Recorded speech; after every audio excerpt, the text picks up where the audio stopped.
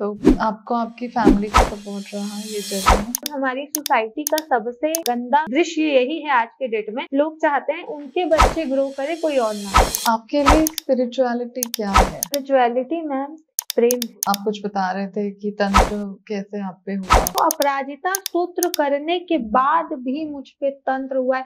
मतलब वो कितना पावरफुल निशानी कोई क्रिया थी, मतलब वो नहीं, मेरा एग्जिस्टेंस नहीं चाह रही थी मैम वो।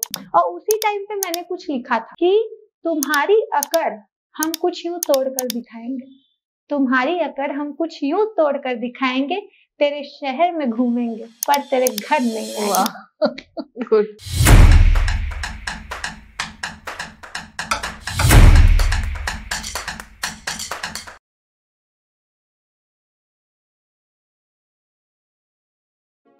Hello and welcome to let's connect and grow together.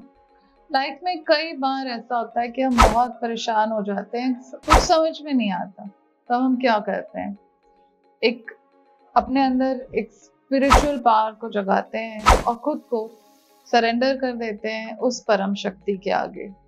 कुछ उम्मीद मन में जागती है और शायद वो जो हमारी परेशानियां हैं वो ठीक हो जाती हैं, या अगर ठीक ना भी हो तो एक रास्ता जरूर दिख जाता है कि ये हम कैसे कर पाएंगे। तो वो उम्मीद, वो डर, ये सब का एक मिक्स्ड रिएक्शन होता है उस वक्त हमारी लाइफ में। तो ऐसे ही कुछ स्पिरिचुअल टॉक्स, कुछ एक्सपीरियंसेस हम लेकर आए हैं और आज हमारे साथ हैं आरजू जी। हेलो आरजू, कैसे हो आप? हेलो मैम, बढ़िया, आप कैसे हैं? मैं अच्छी हूँ। आज आप हमारे यहाँ पे आए हैं, आप अपने कुछ एक्सपीरियंसेस शेयर करने वाले हैं। जी जी। तो पहले आप अपना थोड़ा सा इंट्रोडक्शन दीजिए। हाँ, सबसे पहले तो आपको, आपकी टीम को जय श्री राम। जय श्री राम। और it's me Aarzoo Thakur and मैं बहुत ग्रेटफुल हूँ कि आपने मुझे अपने शो पे चांस दिया एंड बजरंगबली की कृपा से मुझे एक बार और मौका मिला कि मैं मेरी लाइफ में जो उनकी ब्लेसिंग्स है उन्हें आपके साथ साझा कर सकूं। और बस चल रही है जिंदगी भक्ति करते हुए और अच्छी खासी लाइफ चल रही है बजरंगबली की कृपा से। वैसे मैं एक हाउसवाइफ हूँ, बट मैं एक यूट्यूबर भी हूँ जी। और यूट्यूब की जर्नी मेरी अपने आप स्टार्ट हो गई, तो वो चल रही है अब अच्छी खासी। आपने सोशल मीडिया की जर्नी कब शुरू की, कैसे शुरू की? ये बाय चांस हुआ है। अच्छा। हाँ, अपने आप हुआ है। नवंबर 2023 में ना एक चैनल है जिसमें बजरंगबली के एक्सपीरियंसेस भक्त बताते हैं। अच्छा। और मेरे तो बचपन से मेरे घर का माहौल वैसा ही रहा है ना, पूजा पाठ वाला। तो बजरंगबली से हम कनेक्टेड हैं और वो हमारे कुल देवता भी हैं। अच्छा। भोलेनाथ और बजरंगबली हमारे कुल देवता है। तो होता है और ज्यादा उनके तरफ आपका झुकाव जब ऐसा एनवायरनमेंट आपको मिलता है। तो मेरे साथ बहुत सारे एक्सपीरियंसेस थे उनकी कृपा से रिलेटेड, तो मैंने उन्हें मैसेज किया, लकीली उनका रिप्लाई आ गया। अच्छा। नॉर्मली आता नहीं है, मतलब उनके पास हजारों मैसेजेस मेल्स हैं, बट वो चुनिंदा 10-20 लोगों को ही कर पाते हैं। बट मेरी किस्मत थी कि वो हो गया। मैंने एक्सपीरियंस अपने उनसे साझा किए और लोगों का बहुत प्यार भी मिला। और उसके बाद वो जर्नी फिर चल पड़ी राम जी की दया। अच्छा जी। तो आपको आपकी फैमिली का सपोर्ट रहा ये जर्नी में? जी, बचपन से मुझे रहा है। मतलब मैं स्कूल कॉलेजेस में जैसे पार्टिसिपेट करती थी सिंगिंग में, डांसिंग में या एक्टिंग में, जो ड्रामाज होते हैं, ज्ञानवर्धक जो होते हैं, तो वैसा कुछ कुछ हम पार्टिसिपेट करते थे, तो मेरे घर का रहा। बट इसके लिए भले ये भगवान का है, लेकिन फिर भी उन्हें आसपास वालों ने मैनिपुलेट किया। मतलब हाँ, मतलब वो उनको अलग बताते मेरे घर वालों को कि वो क्यों आ रही है, वो क्यों बोल रही है, चूल्हा चौका करे ना, उसको क्यों इतना आगे। मतलब तो एक्चुअल में खुन्नस ये है ना मैम, हमारी सोसाइटी का सबसे गंदा दृश्य यही है आज के डेट में, लोग चाहते हैं उनके बच्चे ग्रो करे, कोई और ना करे।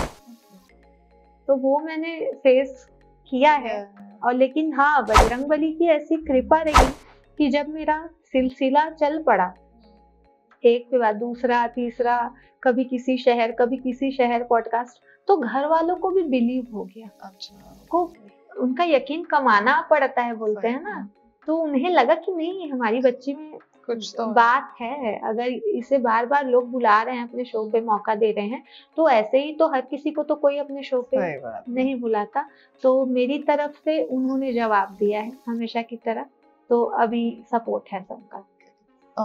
आपके लिए स्पिरिचुअलिटी क्या है, या आध्यात्म हम इसे कहें, आप क्या मानती हैं या आप किस तरीके से उसे फॉलो करते हैं? मेरे लिए स्पिरिचुअलिटी मैम प्रेम है। अच्छा। भक्ति मतलब ईश्वर से, आप जिस भी धर्म से हैं, जिस भी संप्रदाय से हैं, है ना, सबके कास्ट, कल्चर, रिलीजन अलग अलग होते हैं, पर आप जहाँ से भी हैं आप प्रेम करिए, आप प्रेम करिए, क्योंकि बिना भाव के प्रभु नहीं मिलते। आप लाख यज्ञ कर लो, हवन कर लो, और मेरे साथ तो ऐसे ऐसे किस्से हुए हैं बचपन से कि मुझे ये समझ में आता है कि ना, वो प्रेम के ही भूखे हैं। पूरी दुनिया को देने वाले को हम क्या चढ़ाएंगे, उन्हीं का दिया उन्हीं को अर्पण है ना। तो उन्हें सिर्फ भाव चाहिए, जो भगत के वश में है भगवान, सही बात है, ऐसा बोलते हैं ना। तो जो उन्हें सच्चे भाव से याद करता है, और जिसका नियम ही है कि बिना पूजा करे खाना नहीं खाना, बिना उन्हें भोग लगाए खाना नहीं खाना, तो वो जहाँ ये आ गया ना कि मेरे से पहले मेरे ईश्वर, फिर चमत्कार होते हैं, फिर होते हैं। तो आपकी सबसे ज्यादा आस्था किस भगवान में है? बचपन से बजरंगबली। अच्छा जी, और आज मैं यहाँ भी हूँ तो उनकी वजह से ही हूँ, क्योंकि द्वार उन्होंने खोले मेरे। मैं उनके काफी एक्सपीरियंसेस है मेरे पास। मेरी नानी की वजह से मैं ग्रेटफुल हूँ कहीं ना कहीं। उन्होंने मुझे सिखाया था, अकाओं का जो पत्ता होता है उसमें फुलहड़ बोलते हैं, तो पत्ता हरे कलर का, तो उसमें सीताराम सीताराम लिख के मैं चढ़वाती थी। हमारे एक बाबा महाराज बोलते हैं भैया, जो मंदिर के पुजारी होते हैं, तो उन्हें मम्मी ने बोल दिया था कि हर शनिवार आके इसका ले जाया कर बेटा। अच्छा। और ये दर्शन करेगी और तुम चढ़ा के दिया जला देना, भोग लगा देना। तो मेरा ये चल रहा है 9वीं 10वीं से। हाँ, तो वो चल ही रहा। तो आप हर शनिवार चढ़ाते हो? हाँ। कभी कभी बाहर गए या हुआ तो गैप हो गया, बाकी वो है। और उसकी वजह से बहुत मिरेकल्स हुए। अच्छा, कुछ आप एक्सपीरियंस शेयर करोगे? बचपन का एक बताती हूँ आपको। तो एक बार क्या हुआ था कि 25 जनवरी को होता था, 25-26 जनवरी को एनुअल फंक्शन होता है हमारे गांव में। तो मैंने ना पंथी में तैयारी करी थी। पंथी लोकगीत है, छत्तीसगढ़ी फेमस है ना। तो मैंने मेरे फ्रेंड्स के साथ, तो बहुत हेक्टिक शेड्यूल था, और ना उसकी जगह 24 या 26 रखा गया, ऐसा कुछ था, है ना। और शनिवार पड़ गया था। अब शनिवार को मेरे को ये है, अगर 11 बजे अपन जा रहे हैं स्कूल, 10:30 बजे, तो वापसी में ठंडी का टाइम रहता है जनवरी में, शाम जल्दी हो जाती है। तो मम्मी ने बोला भी तू पत्ता लिख दे और तू चली जा, दर्शन करके बस चली जा। मैं बोली नहीं भैया जब आएंगे। और जो भैया हैं जो चढ़ाते थे ना, वो हमेशा शाम को चढ़ाते थे। अब एक दिन पहले मैंने उनसे कहा तो वो थोड़ा हड़बड़ा गए, पर वो आए, पर उनको आते आते 11:45 बज गया। और उधर मेरे मतलब स्कूल से सर ने एक जन को बुलाने भी भेजा। उस टाइम फोन ऑन का नहीं था जमाना, 2009-10 की बात हो रही, तो फोन ऑन का जमाना नहीं था उस समय। उसके बाद फिर ना एकदम प्रेशर, और मैं बोली नहीं, मैं बिना दर्शन किए तो नहीं जाऊंगी, आज मेरा बहुत बड़ा दिन है, उनके आशीर्वाद के बिना मैं नहीं जाऊंगी। मैंने पहले उनको रखा, बजरंगबली को, फिर अपन चले गए। और इसके अंदर की एक छोटी सी स्टोरी मैं आपको बता रही हूँ।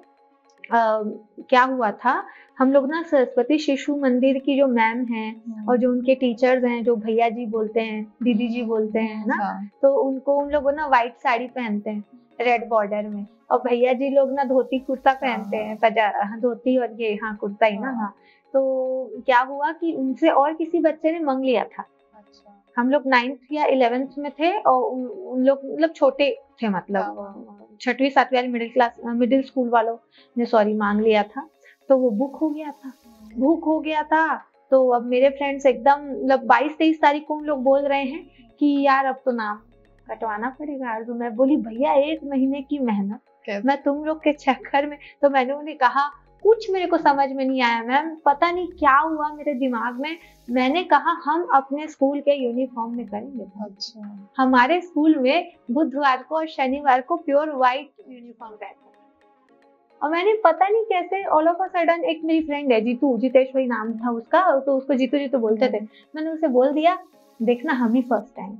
तो उसने बोला तू कैसे इतना श्योर है, मतलब तू एकदम तन के कैसे बोल रही। मैंने बोला हम अपने उसमें कर रहे हैं ना, गणवेश में, और हम लोग उससे ऐसा कोई एक्सपेक्ट नहीं करता है, ऐसा पहली बार होगा। और जो चीज पहली बार होती है ना वो मतलब सराहनीय, मतलब वो आ जाती है, नोटिस करते हैं लोग कि अरे ऐसा भी हो सकता है ऐसा। तो फिर ना बोला ठीक है। उसके बाद ये सब हो गया और हम लोग का नाम वाम सब दर्ज हो गया। 23-24 तारीख को, 25 को हमारा फंक्शन था। अब मेरा जैसे कोई शुभ काम है तो मतलब मैं बिना प्रसाद चढ़ाए या उन्हें पत्ता चढ़ाए बिना नहीं करती, और बहुत बड़ी बात थी मेरे लिए एनुअल फंक्शन में पार्ट लेना। तो फिर मैं गई। अब मेरे को लेट हो गया तो मैंने अपने बैग में ड्रेस रखा हुआ था। मैं हड़बड़ी में ना, मेरे पापा फीता लाए थे क्योंकि उसमें मैं व्हाइट ऐसा बांधते हैं, तो वही मार्किंग होती है और उसी में अच्छा दिखता है, व्हाइट कलर का रिबन चौड़ा वाला। तो पापा ना वो रात में लाए थे एनुअल फंक्शन के एक दिन पहले। मैं उसको अपने बैग में डालना भूल गई थी और मैं हड़बड़ में मैं मंदिर से डायरेक्ट वहां चली गई। मैं घर नहीं आई, बैग लटका है मंदिर, उधर से फिर स्कूल। ठीक है, अब हमारे सर क्या करते थे, छोटी गेट खुली रखते थे। छोटी गेट मतलब जो गांव के लोग को आने के लिए, और बड़ी गेट में ना जो पार्टिसिपेट कर रहे हैं बच्चे हैं, जो देखने वाले, वो इधर उधर चले जाएंगे करके बंद करवा देते कि कोई बच्चा इधर उधर हो गया तो हम पे इतने सारे बच्चों को मैनेज करना, उधर रूम्स कोई निकल नहीं सकता, कोई जा नहीं सकता, बीच का आदमी जा सकता है। अब मेरी सब, मैंने जब देखा मैं रोने लगी कि मतलब ये जो मेन प्लस पॉइंट है रिबन, वही मेरे पास नहीं है। फिर भी मेरी एक फ्रेंड है बेचारी बहुत अच्छी जीतू, उसने ही मुझे कहा कि आरजू तू सेंटर पे रही, मैं लड़का बनी थी, तू सेंटर में रहेगी, ऐसा कर तू हमारा पहन ले और हम क्या बोलते हैं वो कर लेंगे, मतलब पीछे है हमें तो कोई नहीं देखेगा। मैं बोली ये सेल्फिश नेचर है कहीं ना कहीं। मैं बोली नहीं यार रहने दे। मैंने मन में कहा ले जो होगा देखा जाएगा। तो फिर मैं सोचा दुपट्टे को ही बांध लूंगी। तो दुपट्टा जो है स्कूल यूनिफॉर्म का ना सरकता है, दरदरा टाइप का रहता है, सरकता है। बहुत ट्राई किया, मेरे से नहीं बना। गेट किसी ने खटखटाई। तो फिर ना मेरी फ्रेंड है खिल्लू करके, खिलेश्वरी नाम था उसका, है ना, वो बोली कि आरजू तेरा रिबन आ गया। अच्छा। मैं बोली कौन दिया? तो फिर उसके बाद बोलती है कि पता नहीं कोई बच्चा छोड़ के गया है। अच्छा। कोई बच्चा छोड़ के गया। तो मैंने कहा ठीक है, मैंने बोला मम्मी ने किसी खान भिजवा दिया होगा, है ना। बढ़िया इन मोमेंट में, और आपको पता है मैम जब वो अनाउंस होता था ना कि 2 कार्यक्रम के बाद आरजू एवं ठाकुर साथी से तैयार रहेंगे, एक के बाद इन्हीं का नंबर, मेरा मतलब कलेजा ना यहाँ को आ गया। मैं कैसे जाऊंगी भगवान, मतलब मेरे 1 महीने की प्रैक्टिस है और ये मार्किंग नहीं होगी फिर, और कहीं ना कहीं आपका ना, अगर एक चीज आपका मिस होता है आपका कॉन्फिडेंस लो हो जाता है। जब वो मेरे हाथ में आया ना, मैं खुशी से रोने लगी। मैंने खुद को जैसे तैसे तैयार किया, ड्रेस पहना, मैं बोली चलो चले आप करे पंथी। बहुत अच्छे से मेरा पंथी हुआ। अच्छा। हाँ, और जब पूरा कार्यक्रम हो गया, प्राइज डिस्ट्रीब्यूशन होता था 26 जनवरी को, 25 को हम लोग का हुआ था। मैं घर आई तो मम्मी ने कहा कि छत्तीसगढ़ी में फीता ला बुला दे रे। हाँ, मम्मी ने कहा। तो मैंने बोला, और ना एनुअल फंक्शन में कोई बच्चा नहीं मिलता क्योंकि सब देखने, तो और शिशु मंदिर में मेरा भाई पढ़ता था, तो ये भी पॉसिबल नहीं था कि मेरा भाई आए। 6th या 7th में था उस समय, वो छोटा था, तो ये भी पॉसिबल नहीं था कि मेरा भाई आए उधर, क्योंकि उसके स्कूल में भी कार्यक्रम 25 को ही होता था और 26 को गीत भाषण होता था, डांस वांस, ये नाटक वगैरह उसी दिन होता था। तो मम्मी मेरे बोली कि ना, मैं अभी भी मेरे को गूज़बम्स आ जाते हैं। ठीक है, मैं जब सोचती हूँ तो मम्मी बोली जिन ला भेजे थे ना, अच्छा, ले गए। एंड आई वाज लाइक मैंने भेजा ही नहीं है किसी को। ओके, मैंने भेजा ही नहीं था किसी को। हेलो, और सोफा में रखाया नहीं से लेग गए। अच्छा, और उसने बात ही नहीं की मेरी मम्मी से, वो बस दिखा के ऐसे हाथ हिला के, वो कोई बच्चा था वो चला गया। मैंने दूसरे दिन स्कूल में जाके सर मैम से पूछा कि सर, एक गेंद्रे सर हैं, वो सारा कार्य बाहर देखते थे, मैंने उनसे पूछा और वो मेरे को बहुत लाड भी करते थे। होता है ना कि टीचर्स का भी आपको थोड़ा सा मिलता है, तो मेरे को लगा कि ये बच्ची हड़बड़ा रही है, तो वो बोले बेटा मैं तो स्टेज से हटा ही नहीं हूँ। मैं 26 जनवरी को मैम हम लोग फर्स्ट आए। हम लोग फर्स्ट आए क्योंकि हमारी मार्किंग उसी वजह से हुई थी कि हमने अपने स्कूल के यूनिफॉर्म में किया। और जब वो प्राइज मिला ना, तो ये बोल के मिला कि आरजू ठाकुर एवं साथी प्रथम पुरस्कार लेने के लिए आ जाएं, और इन्हें इसलिए विजेता घोषित किया जा रहा है क्योंकि ये इधर उधर नहीं गए, हमारे विद्यालय के गणवेश भी इन्होंने किया है, तो हम खुश हैं बहुत। मैं वहां से दौड़ के घर नहीं गई, मैं जहाँ मैं पत्ता चढ़ाती हूँ मैं वहां गई। मैंने उनके सामने से हाथ जोड़ के कहा, मैंने बोला प्रभु अष्ट सिद्धि नवनिधि के दाता असवर दीन जानकी माता, उनके पास रूप बदलने की शक्ति है। लोगों को ये बात झूठी लगेगी बट मेरे साथ ये हुआ है, और ये मैं सच बता रही हूँ। इन वक्त में मेरा रिबन मेरे पास पहुंचा है, जबकि मम्मी ने जब मुझे बताया ना कि नहीं तूने भेजा था ना उसे, तो मेरे रोंगटे खड़े हो गए। मैंने दूसरे दिन फिर कंफर्म किया, अपने फ्रेंड सर्कल में पूछा, मैम से, टीचर से, सबसे, किसी ने किसी बच्चे को नहीं भेजा था। प्रभु वही आए थे अष्ट सिद्धि, क्योंकि वो मेरे लिए आए थे, वो रूप बदल के आए थे क्योंकि उनके पास रूप बदलने की शक्ति है। अष्ट सिद्धि नवनिधि के दाता असबर, क्योंकि मुझे लेट भी हुआ था तो उनकी वजह से मतलब उन्होंने मेरी समझ लिया था कि लाज रखी। हाँ, और ऐसे मेरे साथ बहुत एक्सपीरियंसेस हुए, बट ये वाला जो है वो बहुत गूज बम वाला है, ये मैं हमेशा याद करती। तो जैसे कि आप हनुमान जी की पूजा करते हैं, आप उन्हें बहुत ज्यादा मानते हैं जी, तो आप क्या नियमों का पालन करते हैं, क्या पाठ करते हैं, कैसा रहता है? हनुमान जी को आप बिना नियम के पा ही नहीं सकते ना, उनका जीवन ही नियम पे चल रहा है और वो अभी भी कलयुग में चिरंजीवी हैं। उन्हें राम जी ने अपने भक्तों के लिए, मतलब हम जैसों के लिए छोड़ के रखा है कि मैं तो जा रहा हूँ और मैं नजर रखूंगा, लेकिन तुझे एक आवाज में मेरे भक्तों के पास पहुंचना है। मेरा यही है कि मैं बिना उन्हें भोग लगाए खाना नहीं खाती, और अगर आप बजरंगबली को मानते हो तो आपको खुद भी उनके जैसा रहना पड़ेगा। आपको मांसाहार का त्याग करना पड़ेगा, आपको दुर्व्यसनों का, व्यभिचार का, निंदा में ना पड़े। ये सारी चीजें आपके पुण्य को कम करती हैं। अगर आप किसी की बुराई करते हो ना, आप उसके पाप अपने सिर लेते हो और आपका आधा पुण्य उसके सामने वाले के खाते में चला जाता है। तो ये छोटी छोटी गलतियां हैं जो लोग करते हैं, लेकिन अगर आप बजरंगबली के भक्त हो तो आपको नियम से रहना है, ब्रह्मचर्य का पालन करना है, अपने जीवन साथी के प्रति ही आपका भाव रहना चाहिए। वो राम जी के भक्त है जिन्होंने माँ सीता के लिए लंका में चढ़ाई कर दी, तो वो ऐसे लोगों का साथ क्यों देंगे जो एक साथ, और आजकल तो यही चल रहा है कलयुग में, एक साथ एक्स्ट्रा मैरिटल अफेयर, ये सब। आप लाख हनुमान चालीसा करो, अगर आपका मन में शुद्धि नहीं है ना, आचरण में, नहीं मिलेंगे और नहीं सुनेंगे आपके। ये फैक्ट है।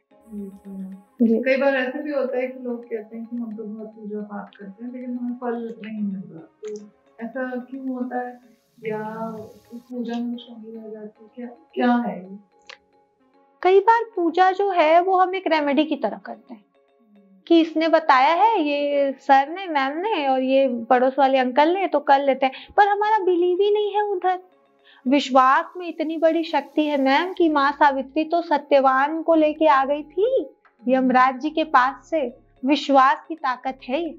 आप इधर मंदिरों में जा रहे हो, चोले चुन्नी चढ़ा रहे हो, और बगल में अपनी किसी फीमेल फ्रेंड से आप पति की ही बुराई कर रहे हो, कैसे सुनेगी माँ गौरी आपकी? और हर देवी में माँ गौरी, माँ काली का ही रूप है, बस नाम उनके अलग अलग हैं। तो आपका जब तक विश्वास नहीं रहेगा ना, वो चीजें वर्क नहीं करती। और यदि आपका रूटीन ही गलत है कि आप दिन में हनुमान चालीसा करे और शाम में आप कुछ अलग बना के घर में खा रहे हो, नॉनवेज, अल्कोहल ले रहे हो, गलत लोगों के साथ उठ बैठ रहे हो, है ना, तो कैसे वो रिजल्ट नहीं आएगा। पूरी तरीके से पढ़ोगे तब तो नंबर अच्छे आएंगे, और बीच बीच में गैप करके पढ़ोगे तो फिर पासिंग मार्क्स आएंगे, वैसा है। कर्म की अगर हम बात करें, कुछ लोग कहते हैं कि हमें जो अच्छे पुण्य मिल रहे हैं इस जन्म में, या हम हमारे साथ कुछ बुरा हो रहा है तो ये हमारे पिछले जन्म की कर्म है। कुछ लोगों का कहना है कि हमें इसी जन्म में सारा हिसाब किताब करना, क्लियर करना। आप क्या मानते हो? मैं अपने आप से लेके एक चीज आपको बोलना चाहूंगी। आज मैं यहाँ पे आपके सामने अपने कर्म की वजह से हूँ, ना मेरा कोई ऐसा बैकग्राउंड है। बचपन से एक कर्म, नित्य पूजा, हनुमान जी पे आस्था, देखो मुझे कहाँ पहुंचा दिया। तो ये बहुत बड़ी भ्रांति है। ठीक है, पिछले जन्म के प्रारब्ध होते हैं जो कट नहीं सकते, लेकिन श्री हरि के पास, माँ काली के पास वो समय को भी पीछे आगे करने की शक्ति है। अगर आप सच्चे मन से समर्पण कर देते हो ना, आप भक्ति करते हो, आपके जन्म जन्मांतर के पाप कट जाते हैं। कर्म से किस्मत को बदला जा सकता है मैम। एक साधारण घर में भी पैदा हुआ बच्चा बहुत तरक्की कर सकता है अगर वो धार्मिक रहे। कर्म का फल मिलता है, अच्छा भी बुरा भी। और किसी के साथ बुरा करोगे 10 साल बाद मिलेगा, पर मिलेगा। मेरे साथ हुआ है, जिन्होंने मेरे साथ गलत किया है सुखी नहीं है कोई। तो हाँ, है, ईश्वर है। जी। आप कुछ बता रहे थे कि तंत्र कैसे आप पे हुआ, बाधा आई? अभी मतलब ना, ये मुंबई जाने से पहले मेरी बात हो गई थी मुझसे कि जाना है पॉडकास्ट करने।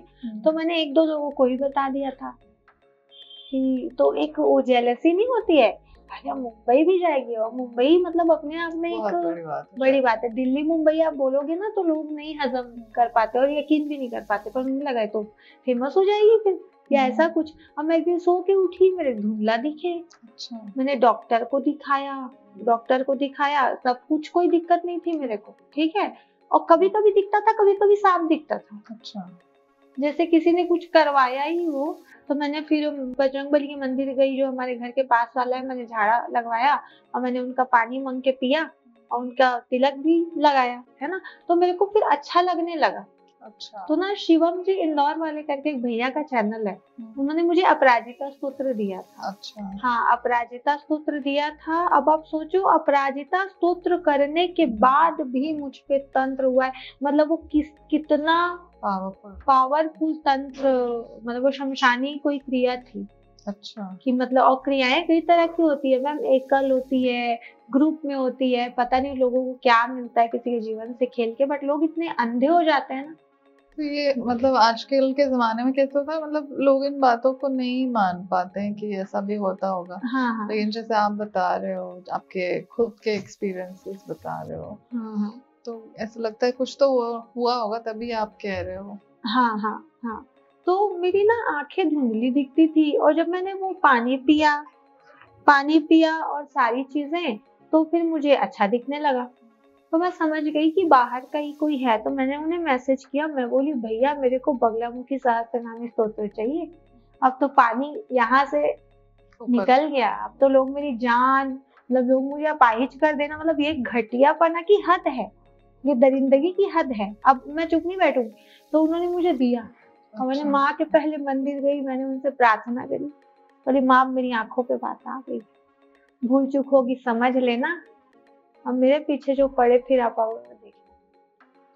फिर मैं करने लगी, गुरुवार से स्तोत्र करने लगी, सहस्त्रनाम स्तोत्र। 1-2 दिन में थोड़ा आदत लगते लगा, पर आप यकीन करोगे जब से स्तोत्र कर रही हूँ कोई आंख का प्रॉब्लम नहीं है।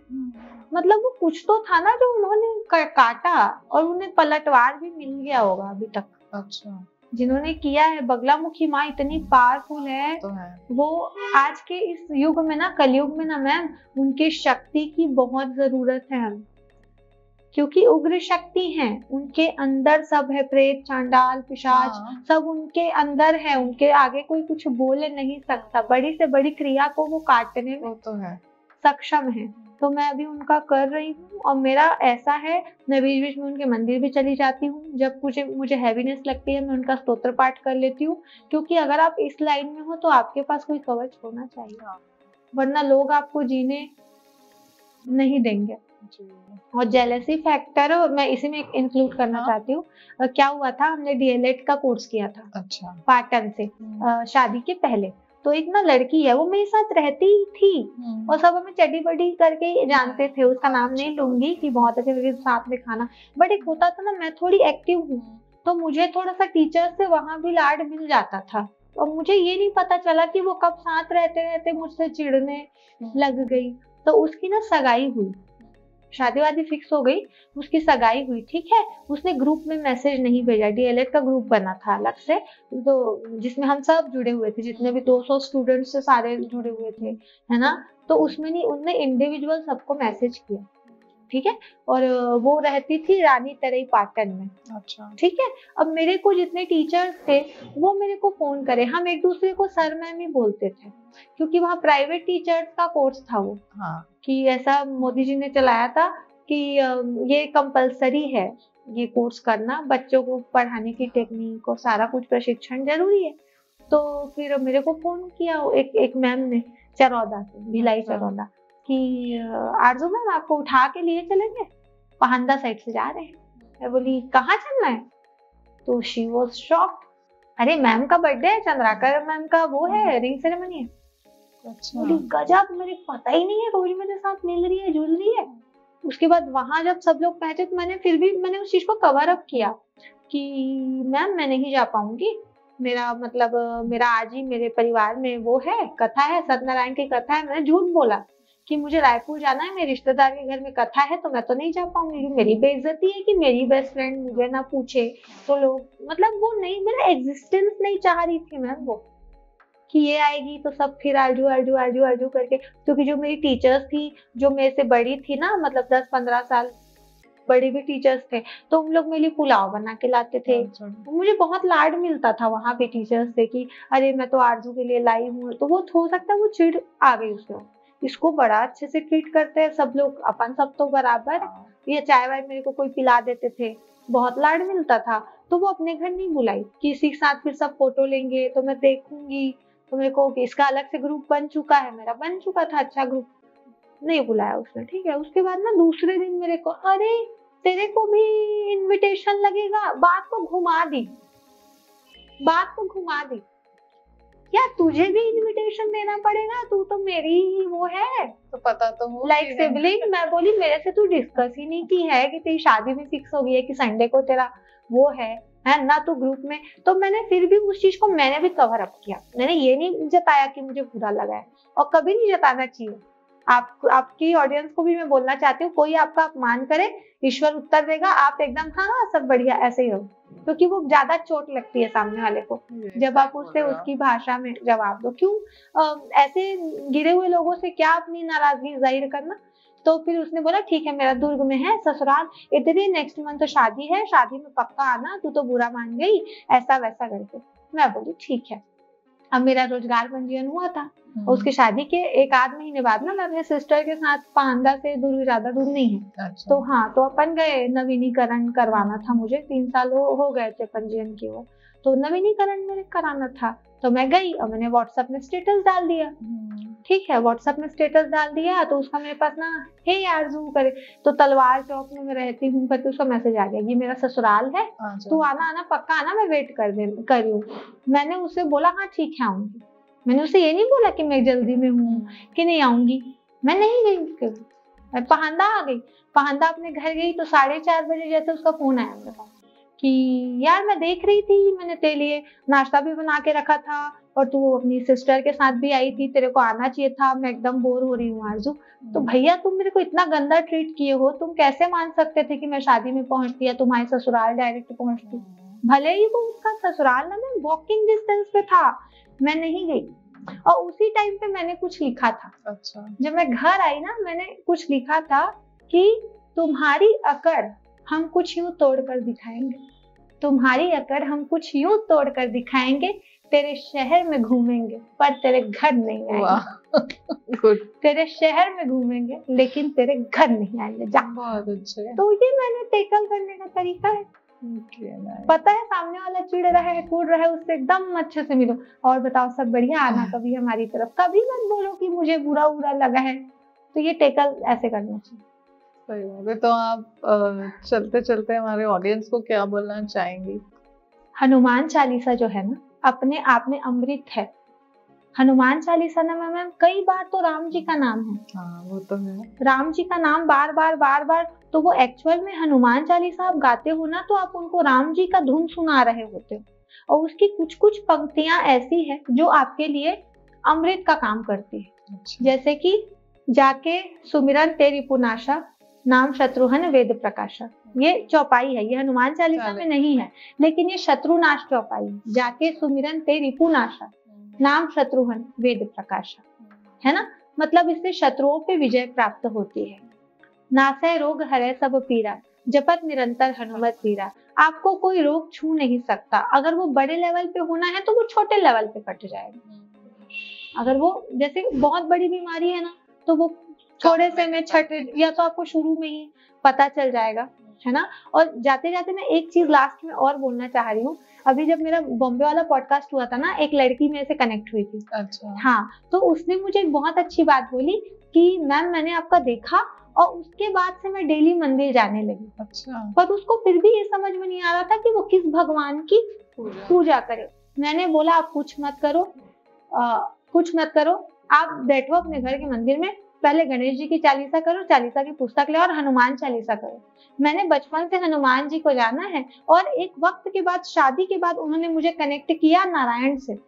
तो हनुमान जी जो है ना, आपको कुछ समझ में नहीं आता, आप हनुमान जी की भक्ति करो, मंदिर जाओ, चालीसा करो, आपको आपके इष्ट तक भी वो पहुंचाएंगे, क्योंकि उनका काम है अपने इष्ट को ढूंढना, जोड़ना। हाँ, जोड़ना। क्योंकि मुझे उन्होंने अपने इष्ट तक पहुंचाया, नारायण तक, श्री राम जी तक।